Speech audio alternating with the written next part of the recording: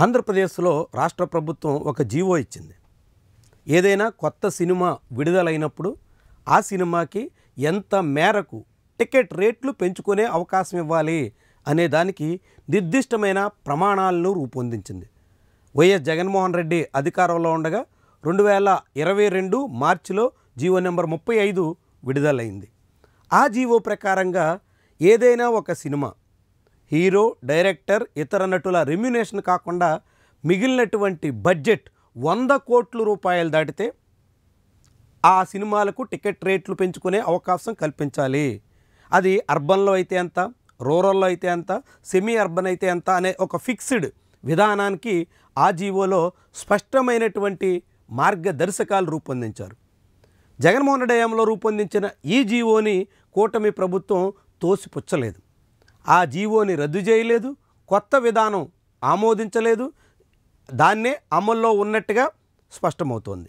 మరి ఇలాంటి తరుణంలో ఆ జీవో ప్రకారంగా ఏదైనా ప్రభుత్వం ఒక సినిమాకు టికెట్ రేట్ల పెంపుదలకి అనుమతించారంటే నిబంధనలు ఖచ్చితంగా పాటించాల్సి ఉంటుంది. దానికి అనుగుణంగా హీరో, ఇతర వాళ్ళ రెమ్యునరేషన్ కాకుండా మిగిలినటువంటి బడ్జెట్ 100 కోట్లు దాటింది అన్నట్టుగా జీఎస్టీ బిల్లులు చూపించాలి. అంటే జీఎస్టీ చెల్లించి దానికి అధికారికంగా బిల్లులన్నింటినీ ప్రభుత్వానికి సమర్పించాల్సి ఉంటుంది. అప్పుడు మాత్రమే ఏదైనా సినిమా టికెట్ రేట్లు పెంపుదలకు అవకాశం ఉంటుంది. మరి ఇటీవల ఉప ముఖ్యమంత్రి పవన్ కళ్యాణ్ హీరోగా నటించిన హరిహర వీరమల్లు సినిమాకి ఆంధ్రప్రదేశ్ రాష్ట్ర ప్రభుత్వం టికెట్ రేట్ల పెంపుదలకు అనుమతించింది. మరి ఆ సినిమాకి అవసరమైన జీఎస్టీ చెల్లించి ఆ జీఎస్టీ సంబంధించినటువంటి రిపోర్ట్స్ని ఆంధ్రప్రదేశ్ రాష్ట్ర ప్రభుత్వానికి సమర్పించారా? సమర్పించకుండా జీవో అమల్లో ఉండగా అందుకు విరుద్ధంగా నిర్ణయం తీసుకుంటే ప్రభుత్వానికి అనేక రకాల చిక్కుముళ్ళు తప్పవు కదా. ఇప్పటికే పవన్ కళ్యాణ్ మీద అధికార దుర్వినియోగానికి పాల్పడ్డారు అంటూ ఏపీ హైకోర్టులో పిటిషన్ వేశారు. లిబరేషన్ కాంగ్రెస్ పార్టీ అధ్యక్షుడు రిటైర్డ్ ఐఏఎస్ అధికారి విజయ్ కుమార్ వేసినటువంటి పిటిషన్ విచారణలో ఉంది. ఆ పిటిషన్ విచారణలో ఈ జీఎస్టీ వ్యవహారం మెడకు చుట్టుకునేలా కనిపిస్తోంది. ఇప్పటికే టికెట్ రేట్ల పెంపుదలకు, అధిక షోలు వేసుకునే అనుమతులకు అన్నింటికీ అధికార దుర్వినియోగం జరిగింది.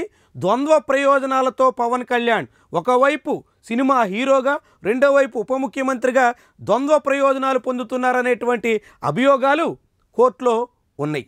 ఆ కేసు విచారణకు వస్తే ఈ జీఎస్టీ వ్యవహారం పవన్ కళ్యాణ్కి చాలా పెద్ద సమస్యగా మారే ప్రమాదం దాపురించబోతోంది.